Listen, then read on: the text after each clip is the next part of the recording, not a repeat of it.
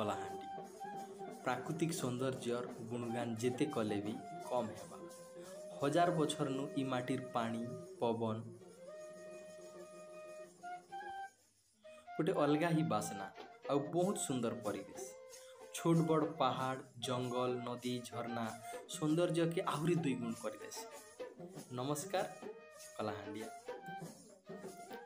बनभोजी केते लोग इनाटा के बनभोजी बोली कहसन, हेले आमर लगी तो इटा बनभोजी ही आए। छोट बेले आम इनाटा के मनभोजी बोली कहते आउ सथी आए इटा मनर भोजी ही तो आए।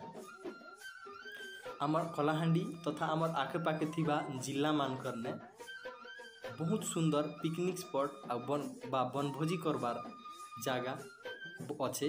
उपभोग करबार लगी प्राकृतिक परिवेश भरपूर रही हेले बहुत टे लोग माने निजर आखर पाखर सौंदर्य के जानी नहीं पारबार कि तार उपभोग मध्य करि नहीं पारबार। सेथिर लगी बोली आमे आमर YouTube channel Banabhoji tourism sponsored by engineers brother जरिया रे आपण समस्त को सबु अपडेट देवा लगी प्रयास करूछु।